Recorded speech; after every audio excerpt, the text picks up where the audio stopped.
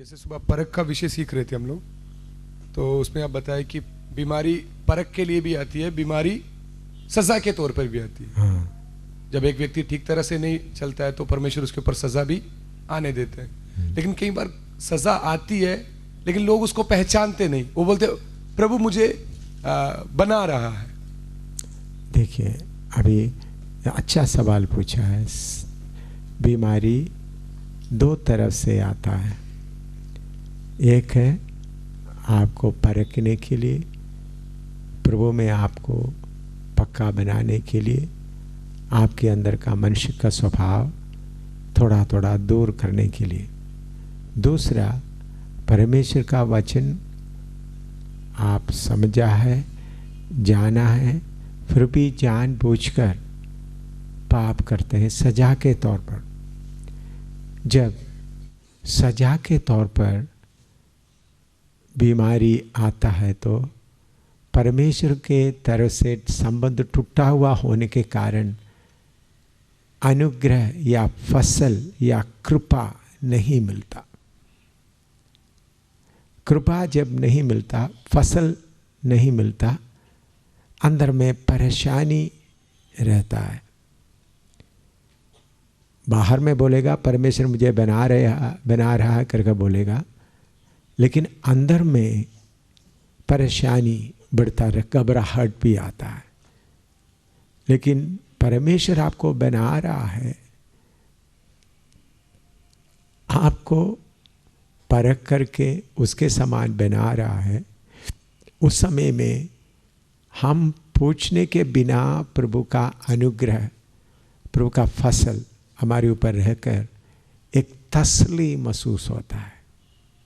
घबराहट नहीं रहता, क्या होगा क्या होगा क्या होगा करके घबराहट नहीं रहता, बल्कि तसल्ली रहता। क्योंकि जब प्रभु हमको परखते समय में भी उनके हाथ में रखकर हमको परखते हैं और प्रभु का उपस्थिति भी साथ रहता है। तो जब एक व्यक्ति बाहर से बोलेगा प्रभु मुझे बना रहा है करके वो प्रभु पर बोलेगा, तो भी उनको नज़दीक में आप देखने से परमेश्वर उनको परख रहा है, परमेश्वर उनको बना रहा है या सजा दे रहा है, उनका अंदर की हालत देकर मालूम हो जाता है। अंदर की हालत क्या है? मैं पापी हूँ, मैं गलत किया है। उनका विवेक उनको दोषी ठहराता है। लेकिन प्रभु बना रहा है तो प्रभु क्या कमी है मेरे से आप दूर करना चाहता है, वो मुझे बता कर रहते। तो तसल्ली रहता है जब प्रभु बनाता है। सजा देते वक्त प्रभु दूर रहता है और गलती याद आता है। और गलती एकदम याद नहीं आता, प्रभु से पूछते समय में, अकेला बैठकर पूछते समय, प्रभु मुझे घबराहट हो रहा है, मुझे चिंता हो रहा है, अभी क्या होगा करके मुझे परेशानी हो रहा है प्रभु, तो मेरा गलती के कारण ये हो रहा है, प्रभु मेरा गलती मुझे बता दो। मैं किधर आपका रास्ते से पटक गया, किधर मैं मनमर्जी किया, मुझे बता दो करके प्रभु से आप प्रार्थना करके मालूम कर सकता है। ऐसा मालूम कर सबसे गलती को इकरार करते हुए। दूसरा, प्रभु बनाते समय में भी हम प्रभु के हाथ में हैं। प्रभु के हाथ में होने के कारण उनसे तसल्ली मिल जाता है। हाँ, समझ में आया? और कोई सवाल?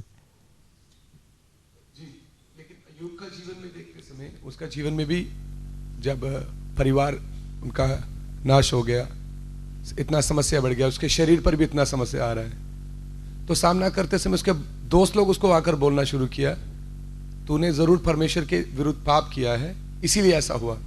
शुरू में वो देखते समय अच्छे से जवाब दिए कि जिस परमेश्वर से हम सुख भोगते हैं क्या दुख ना ले, लेकिन आगे चलते समय वो अपना जन्म के दिन को भी कोसना शुरू किया। पढ़ते समय उसके बारे में धर्मी करके लिखा है, फिर भी उसका हालत इस तरह से प्रकट हो रहा है। हाँ। इसका कारण आयुब और हम में बहुत फर्क है। आयुब को पवित्र आत्मा जैसा हमको मिला है वैसा पवित्र आत्मा नहीं मिला है। पवित्र आत्मा उनको अगुवाई करता था, पवित्र आत्मा उनको उनमें कार्य करता है, लेकिन जैसा हमारे अंदर पवित्र आत्मा वास करते हैं इसी तरह आयुब के अंदर पवित्र आत्मा वास नहीं कर रहा था। और आयुब को इसलिए परखा गया, एक बाकी लोगों के बीच में एक धर्मी करके प्रकट होने के कारण ही किया, लेकिन हमको इसलिए परख रहा है ताकि हम परमेश्वर के समान बन जाएं। उसके समान बनने के लिए प्रभु हमको परखता है, ताकि परखते परखते हमारे अंदर का कमी गलती एक एक करके दूर करते हुए हम परमेश्वर के समान बन सकते हैं। तो आयुब और हमारे बीच में फ़र्क है। आयुब को हमको जितना पवित्र आत्मा मदद मिलता था उतना पवित्र आत्मा का मदद नहीं मिलता था, बल्कि परमेश्वर का व्यवस्था जितना उनको मालूम था उसी के ऊपर वो भरोसा रखते हुए चल रहा था। लेकिन हम यीशु मसीह के परमेश्वर के घराने में के जन्म लेने के लिए सौभाग्य मिला। हमको परखते परखते उनके समान बनाता है। हम परमेश्वर के समान बनना है, उसके लिए हमारे अंदर परख आता है। तो तब हमारा हमको बनाने में पवित्र आत्मा भी साथ देता है। पवित्र आत्मा साथ देने के कारण हमको बातें और गहराई से मिल जाता है और तसल्ली भी मिल जाता है। इन दिनों में हमारा मुख्य विषय है गलाती 4:19। गलाती 4:19 पढ़िएगा। हे मेरे बालकों, जब तक तुम में मसीह का रूप ना बन जाए तब तक मैं तुम्हारे लिए फिर जच्चा की सी पीड़ाएं सहता हूँ। हे मेरे बच्चों, तुम्हारी तरफ से मुझे फिर जने की से दर्द लगे हैं, जब तक कि मसीह तुम में सूरत ना पकड़ ले। परमेश्वर प्रभु यीशु मसीह का रूप हमें आना या हमारे अंदर मसीह का सूरत होना, प्रार्थना करें। प्रभु, हम सबों को आपने इधर इकट्ठा किया, आए हुए सारे भाई बहनों के लिए धन्यवाद। तेरा वचन समझने के लिए एक को कृपा दे। पवित्र आत्मा आप ही हमारा सिखाने वाला मास्टर उस्ताद है, शिक्षक है। मुझे और इधर बैठे हुए एक एक को आज रात आप सिखाएं। यीशु के पवित्र नाम से मांगते हैं, आमीन। देखिए, मैं कल आपको बताया प्रभु आपको और मुझको उद्धार दिया, उसका उद्देश्य सिर्फ नरक से बचाने के लिए नहीं, या इस धरती में जब हम जीवन बिताता है दुख और परेशानी और बीमारियों से बचकर रहना, ये नहीं। दुनिया के लोग इधर उधर माथा टेकते हैं, दुआ करते हैं, चढ़ावा चढ़ाते हैं, ताकि वो चाहता है नौकरी मिल जाए, बच्चों के लिए आशीष हो जाए, बच्चों का शादी हो जाए, मकान ज़मीन, इन बातों के लिए, क्योंकि उनको शारीरिक ज़रूरतों को बारे में ही चिंता है। लेकिन हमको हमारे शारीरिक ज़रूरतों को पूरा देखने के लिए, चिंता करने के लिए हमारा पिता है।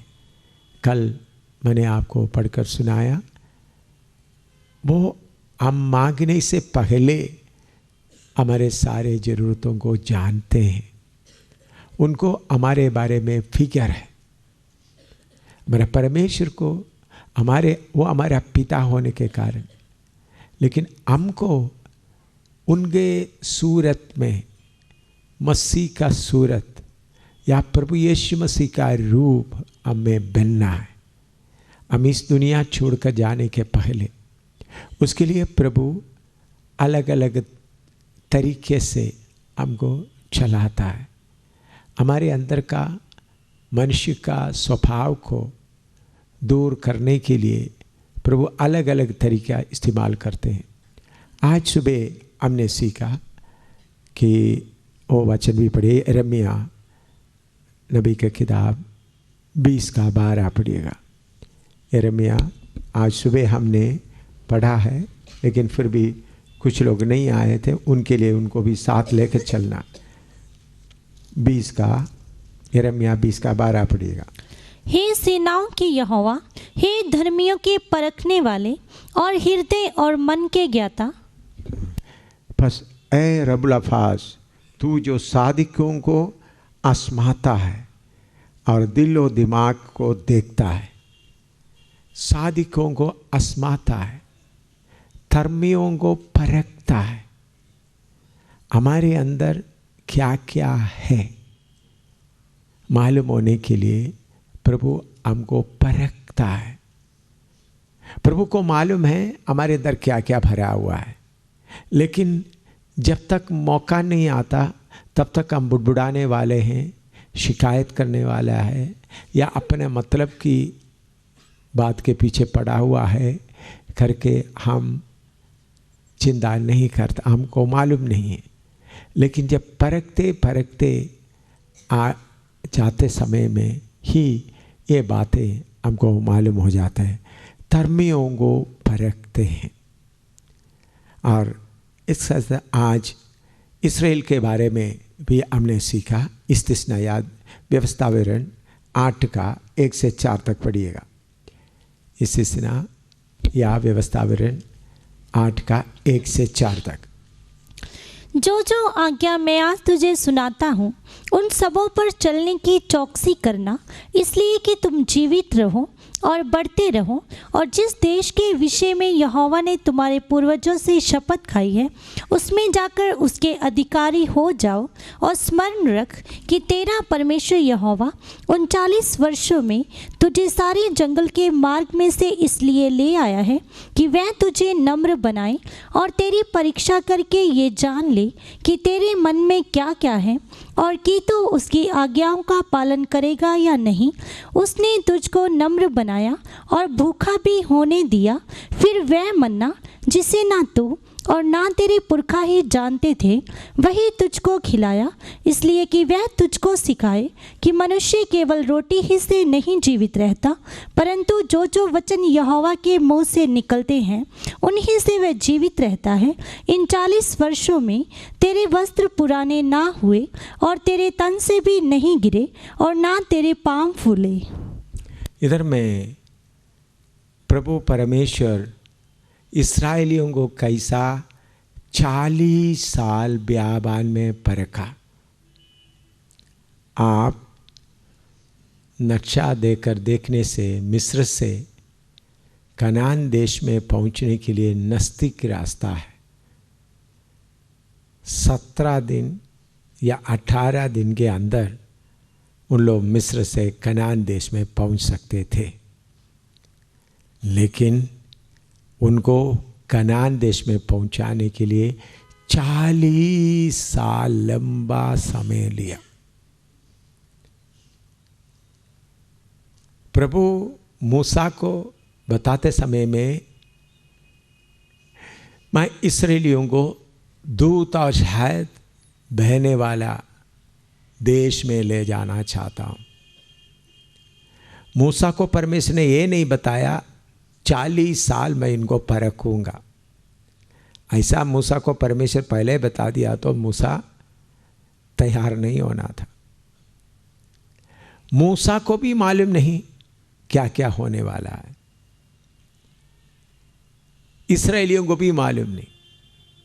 इसी मुताबिक आप में से बहुत तेरा लोग यीशु मसीह का वचन सुनकर निकल आया, उस वक़्त थोड़ा खुशी से निकल आए, लेकिन बाद में आपको परखने के लिए बियाबान में चलाएगा।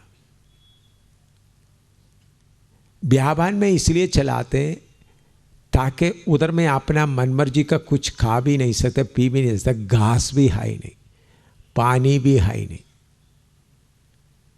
मैं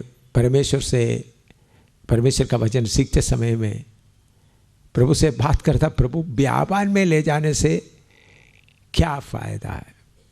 तो प्रभु बोल रहा था बियाबान में चलेगा तो खाने के लिए घास भी नहीं मिलेगा, मैं इनको फूका रखते समय में मुड़कर घास खा सकते, उधर में पानी भी नहीं मिलेगा। हर बात में उनके ऊपर भरोसा रखकर चलने का एक हालत में उनको लेके आना। ये बात परमेश्वर पहले मूसा को बताया ना इस्राएल को बताया। इसी मुताबिक आप प्रभु के पीछे निकलते समय में क्या क्या दुख कष्ट आपके सामने हैं करके पहले परमेश्वर नहीं बताते। क्यों नहीं बताते? बताएगा तो शायद आप इस सफर के लिए तैयार नहीं होगा। प्रभु आपको और मुझको प्यार करते हुए बहुत परेशानियों के बीच में से चलाता है। यशायाह 48 का 10 पढ़िएगा। यशायाह 48 का 10। यशायाह 48:10। देख, मैंने तुझे निर्मल तो किया, परंतु चांदी के समान नहीं। मैंने दुख की भट्टी में परख कर तुझे चुन लिया है। देख, मैंने तुझसे साफ किया, लेकिन चांदी के मानित नहीं। मैंने मुसीबत की कुटाली में तुझे साफ किया है। कष्ट के हिंदी में और एक बार पढ़िए। देख, मैंने तुझे निर्मल तो किया, परंतु चांदी के समान नहीं। मैंने दुख की भट्टी में परख कर तुझे चुन लिया है। हाँ, दुख की भट्टी में परख कर तुमको चुन लिया है। ये बात बहुत बार हम समझना नहीं चाहता। दुख या परेशानी आते वक्त फिर क्यों यीशु के पीछे चलना है, ऐसा सोच लेते हैं। मेरे प्यारों, दोबारा मैं आपको बताता हूँ, यीशु के पीछे चलने वालों को इस दुनिया में बहुत दुख कष्ट परेशानी उठाना पड़ेगा। दुख दूर होने के लिए आप प्रभु में आया नहीं, कष्ट दूर होने के लिए आप प्रभु में आया नहीं, बीमारी दूर होने के लिए प्रभु में आया नहीं, बल्कि अपना क्रूस उठाते हुए अपने आप को इनकार करते हुए यीशु के पीछे चलने के लिए हम लोग आए हैं। ये बात एक एक भाई बहन अच्छी तरह समझना। दुख की भट्टी में चुनकर, दुख की भट्टी में परख कर आपको चुना है। तो सचमुच में जब आपको कोई कष्ट आता है, समझना मेरा सिलेक्शन हो रहा है, मेरा चुनाव हो रहा है, मुझे तरक्की मिलने का है। प्रभु कष्ट के पट्टी में डालकर मेरा मनुष्य स्वभाव मुझसे हटाकर मुझे तरक्की देने जा रहा है। ये बात एक एक व्यक्ति अच्छी तरह समझना है। हमारा परमेश्वर को, आपको और मुझको हमेशा आनंद में, खुशी में, सारे ज़रूरतों को पूरा करते हुए इस दुनिया में चलाना कोई मुश्किल की बात है ही नहीं। आपके लिए जितना पैसा का ज़रूरत है, आपके लिए जितना कुछ चाहिए, वो देने के लिए स्वर्ग का परमेश्वर बोलते सोना चांदी मेरा ही है। उस परमेश्वर को आपकी सारे ज़रूरतों को पूरा करते हुए चलाना बहुत छोटी सी बात है। आपका नौकरी में तरक्की देना, आपका बेटी का शादी होना, आपका बेटे का शादी होना, अच्छा मकान दिलाना, इस प्रभु के लिए बहुत छोटी सी बात है। लेकिन प्रभु आपको उस रास्ते से क्यों नहीं चलाता? इस्राएली लोग, कनान देश में जाने वाले लोग 40 साल कितने कष्टों में, कितने दुख में, कितने मुसीबत के बीच में से उनको चलना पड़ा। इतना मुसीबत के बीच में चलने के बाद ही कनान देश में पहुंच सका।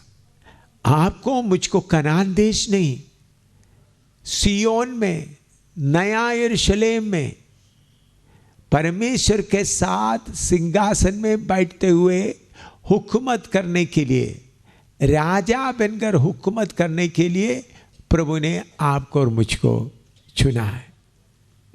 कितना देर तक हम राज्य करेंगे? युगान युग तक। कल मैंने आपको बताया प्रकाशित वाक्य 21 का 1 से 4, हम परमेश्वर के साथ राज्य करने वाला है। उसके लिए परमेश्वर आपको और मुझको चुना है। तो कष्ट आते समय में, परेशानी आते समय में, बीमारी आते समय में, दुख आते समय में आप ये सोचना मेरा चुनाव हो रहा, मेरा सिलेक्शन हो रहा है। क्या समझना? मेरा सिलेक्शन हो रहा है। हालेलुया। प्रभु ने मुझे अपने परमेश्वर के उनके समान बनाने के लिए प्रभु ने मुझे चुन लिया है। तो जैसा आपका बेटा या बेटी IAS पढ़ रहा है, IAS का इम्तिहान दे रहा है, आप कितने खुश हो जाते हो, मेरा बेटा कलेक्टर बन जाएगा, या उसके बाद इंडियन फॉरेन सर्विस में आ जाएगा, एम्बेसडर बनेगा, और बाद में चलो पॉलिटिकल पार्टी में आ गया, मिनिस्टर बन गया, चीफ मिनिस्टर बन जाएंगे। ऐसा सोचकर आपको दिल के अंदर थोड़ा खुशी रहता है। वो सब थोड़ी देर का है। IAS ऑफिसर बन गया या चीफ मिनिस्टर बन गया, प्राइम मिनिस्टर बन गया, राजा, दुनिया के राजा भी बन गया, तो भी ज़्यादा से ज़्यादा 120 साल तक नहीं रहता। बुढ़ापन और नौजवानी हालत के बाद तो वो अनुग्रह सब थोड़ी देर का ही है। मेरे प्यारों, परमेश्वर आपको और मुझको उनका आनंद महिमा के लिए चुन लिया है। प्रभु आपको बना रहा है। तो एक एक को बनाने के लिए प्रभु अपना समय निकालता है। आप एक तरफ सोचता है परमेश्वर अपना मर्जी से आपको बनाने के लिए परमेश्वर कोशिश करता है। यिर्मयाह की किताब आइए,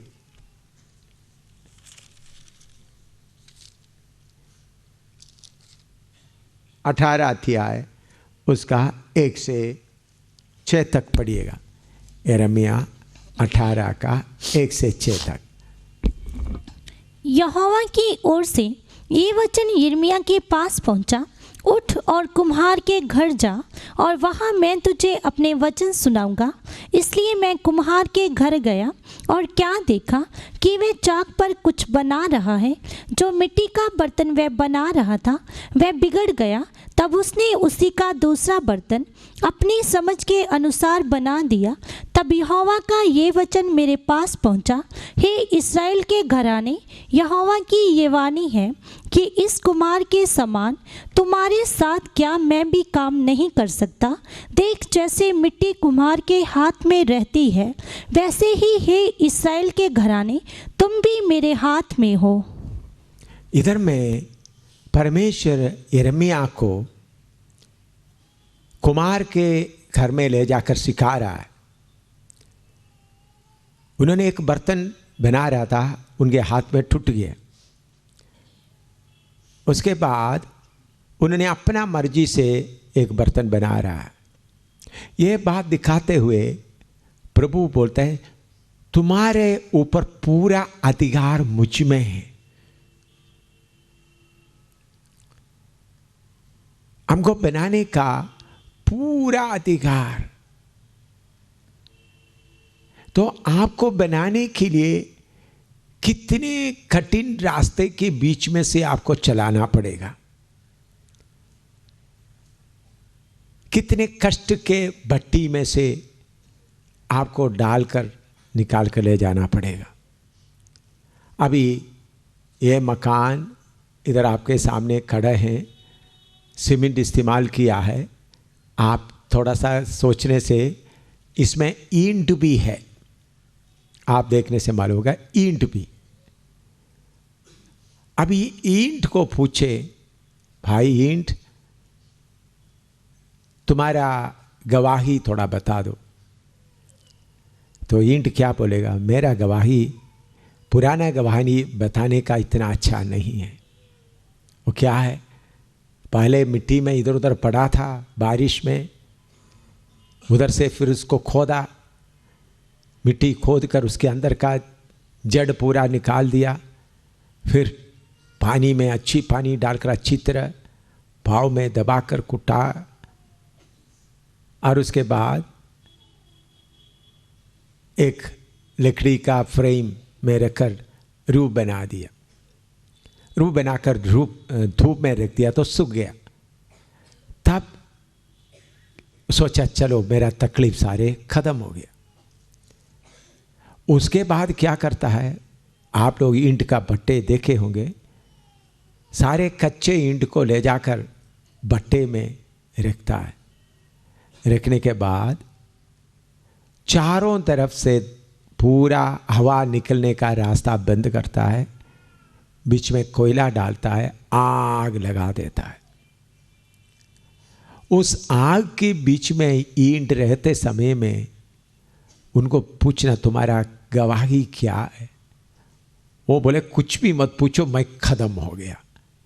दिन रात भी मालूम नहीं है, जलते जलते जलते जलते हाय हाय मैं खत्म हो गया। ईंट को बोलो तुम्हारा गवाही, तो भाई क्या पूछना है, मेरे जैसा दुर्दशा में पड़ा हुआ और कोई नहीं, बाकी लोग आराम से रह रहा है, मुझे इस भट्टी में डालकर देखो चारों तरफ से दुआ ही दुआ है। दिन रात भी भूल गए, कितना दिन हो गया वो भी भूल गए, सूरज का रोशनी भी नहीं है। क्या है दुनिया में, क्या है, चारों तरफ देखने से सिर्फ क्या है, धुआं ही धुआं। लेकिन कुछ दिन ऐसा होने के बाद ईंट को गिनने का समय, क्योंकि सूरज उठता डूबता कुछ दिखाई नहीं देता, तो इसलिए कितना दिन हो गया कुछ भी मालूम नहीं। बाद में आस्ता आस्ता तोड़ना शुरू किया, रोशनी अंदर आ रहा है, देखा तो रूप भी, रंग भी बदल गया। फिर उसके बाद उसके ऊपर पानी डालने से पिघलता नहीं, पहले भट्टे में रखने के पहले पानी डालते तो पिघलना था, तो बारिश आएगा तो एकदम उसको तारपालिन या किसी के चीज़ से रखकर संभालना था। अभी बारिश में मज़ा आता है, कितना पानी पड़ेगा तो कोई चिंता नहीं। अभी उसके द्वारा दीवार बनाता है,